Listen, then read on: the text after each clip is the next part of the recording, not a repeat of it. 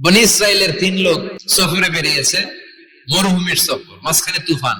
কই যাবে, কই বাঁচবে? দৌড়াদৌড়ি শুরু।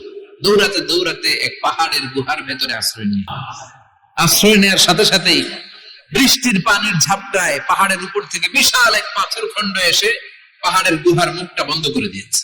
বন্ধ, অন্ধকার। এরা পড়ছে বিপদে। হায় হায়, বাঁচার জন্য ঢুকলাম, এতে মরণ। ঢুকছিল কি জন্য? এখন মরণ। 3 জন গায়ে যত শক্তি ছিল ধাক্কেও পাথর সরাইতে পারে না। হায় হায়, অক্সিজেন ভিতরে যা আছে আধা ঘন্টা শেষ হয়ে যাবে। চিল্লা পাল্লা শুরু হয়ে গেল, কান্নাকাটি শুরু। একজন বলে, তোমাদের জীবনে কার কি নেক আমল আছে, যে নেক আমলটা আল্লাহর ভয়ে করছিল এটার ওসিলা দিয়ে দোয়া করে দেখো কিছু হয় কিনা, এটাই উপায়। একজন হাঁটু গেড়ে চোখের পানি ছাড়া শুরু করছে, আল্লাহ আমার বাবা মা ছিল বৃদ্ধ বৃদ্ধা, আমি পেশায় রাখাল, সারাদিন ছাগল চড়িয়ে রাত্রিবেলা দুধ আনতাম, সবার আগে আব্বা মারে দিতাম, এরপরে আমার ছেলে মেয়ে, এরপরে স্ত্রী। একদিন গভীর রাতে এসে দেখি আব্বা আম্মা ঘুমায়, দুধের বাটি নিয়ে আব্বা আম্মার মাথার সামনে দাঁড়িয়ে রইলাম। ছেলে মেয়েগুলো আব্বা এসে বলে, আব্বা দুধ দাও। আমি বললাম পরে, আগে আব্বা আম্মা খাবে, তারপরে তোরা। ছেলে মেয়েগুলো কান্না জুড়ে দিল, আমি দেই নাই। ফজর পর্যন্ত দাঁড়িয়ে রইলাম।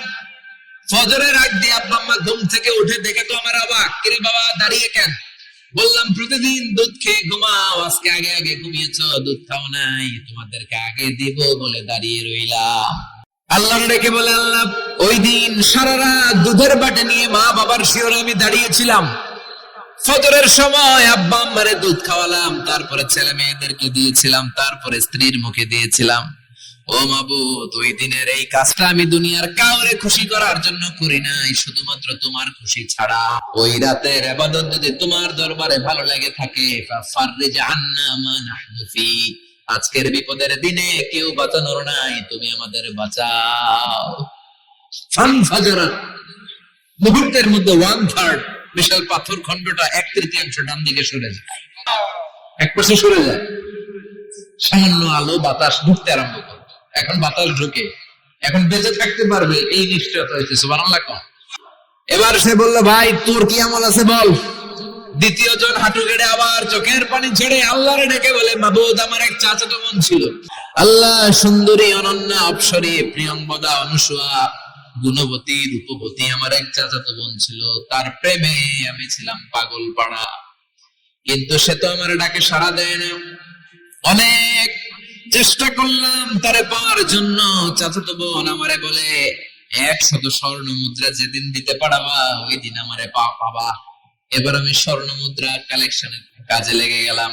বছরের পর বছর চেষ্টা করে 100 স্বর্ণ মুদ্রা যেদিন পেলাম ওই দিন চাচাতো বোনের কাছে গেলাম, যে তার হাতে স্বর্ণ মুদ্রা দিলাম, বললাম চলো এবার আমরা অপকর্ম করি। স্বর্ণ মুদ্রা পেয়ে সেও খুশি, আমিও খুশি। সে পাইছে স্বর্ণ, আমি পাইছি তারে। গোপন একটা রুমের ভেতরে ঢুকলাম, দুজনে জামা কাপড় খুলে ফেললাম, নেকেড হয়ে পাপ কাজ শুরু করব। ইন দা মিন টাইম আমার চাচাতো বোন আমারে বলে, ও আমার চাচাতো ভাই, আমারে তুই আমার সতীত্ব তুই নষ্ট করে দিস না, ইত্তাকিল্লাহ, আমার সম্ভ্রম তুই শেষ করে দিস না, ইত্তাকিল্লাহ, আল্লাহর ভয় কর। আল্লাহ ওই মুহূর্তে ফিরে আসা কঠিন কঠিন, কিন্তু ইত্তাকিল্লাহ, আল্লাহরে ভয় করে এই শব্দটা যখন শুনলাম আমার ভিতরটা কেঁপে উঠেছে। আমি মুহূর্তে তোমার ভয়ে জামা পড়ে ওই রুম থেকে চিৎকার মেরে বেরিয়ে গিয়েছি। আল্লাহ সেদিন আমি পাপ কাজ করি নাই, সেদিন আমি মনের খায়েশ মিটাই নাই, তোমার ভয়ে সেদিন আমি দৌড়ে পালিয়েছি। ওই দিনের ইবাদতটা আমলটা যদি তোমার কাছে ভালো লেগে থাকে, ফাফাররিজ আন্না ফিমা নাহনু ফি, আজকে যে বিপদে আছি তুমি বাঁচাও। বলার সাথে সাথে 2/3 2/3 পাথরের খণ্ডটা আরো ডান দিকে সরে যায়। সুবহানাল্লাহ পড়েন। এবার আরো বড় ফাঁকা হয়েছে। এবার তারা বেরোতে চেষ্টা করলো, দেখে মাথা বেরোয়, শরীর বেরোয় না, হাত বেরোয়, পিঠ বেরোয় না, পা বের হয়, দেহ বেরোয় না, আরো সরতে হবে। এবার বাকি আছে কয়জন? একজন। সে দোয়া করতে শুরু করলো, আল্লাহ ইস্তাজারতু জারাক, আমি ব্যবসায়ী ছিলাম, অনেক শ্রমিক ভাড়া করে একদিন একটা কাজ করালাম, সব শ্রমিকের টাকা দিয়ে দিলাম। এক শ্রমিক টাকা না নিয়ে ভাগলপুর ওই যে গেছে, নিজেও জানি না, ওর টাকা আমার কাছে রয়ে গেল। এই শ্রমিককে আর টাকাটা বুঝাই দিতে পারি নাই। এই টাকা দিয়ে আমি কয়েকটা ছাগল কিনলাম, এই ছাগলগুলো বাচ্চা দিল, ওগুলো বাচ্চা দিল, ওগুলো বাচ্চা দিল, দিতে দিতে বিশাল ছাগলের ডেইরি ফার্ম করে ফেললাম তার ওই টাকা দিয়ে। 1 যুগ 12 বছর পরে সে এসে বলে আমার টাকা ফিরিয়ে নাও। আমি বললাম এই যে ছাগলের ডেইরি ফার্ম পুরোটাই তোমার। সে বলে আতাস্তা জি মিন্নি, আমার সাথে ঠাট্টা করো? আমি পাই সামান্য কয়টা টাকা, 1 যুগ আগে যে টাকা পাইতে ওইটা দিলেই চলবে। আমি বললাম ও শ্রমিক, তোমার টাকা দিয়ে আমি ছাগল কিনে ব্যবসা করেছি, ছাগল বাচ্চা দিয়েছে, বাড়তে বাড়তে বাড়তে বাড়তে আজকের বিশাল এই ডেইরি ফার্ম, এই ডেইরি ফার্মের মালিক আমি নই, তুমি নিয়ে যাও। বলার সাথে সাথে শ্রমিক আনন্দে নাচতে নাচতে ডেইরি ফার্ম নিয়ে যায়। ও আল্লাহ, ওই দিন যদি সে যতটুকু টাকা পাওনা ছিল ততটুকু দিলেই সে খুশি হয়ে যেত। শুধু তোমার খুশির জন্য পুরো ডেইরি ফার্ম আমি তারে দিয়ে দিয়েছিলাম। আল্লাহু আকবার।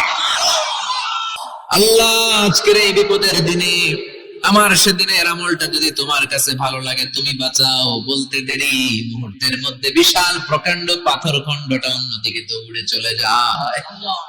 পাহাড়ের গুহা ওপেন, পাথর খণ্ড নাই। আল্লাহর শুকরিয়া আর তাকবীর দিতে দিতে 3 জন বের হয়ে যায়। সুবহানাল্লাহ পড়েন।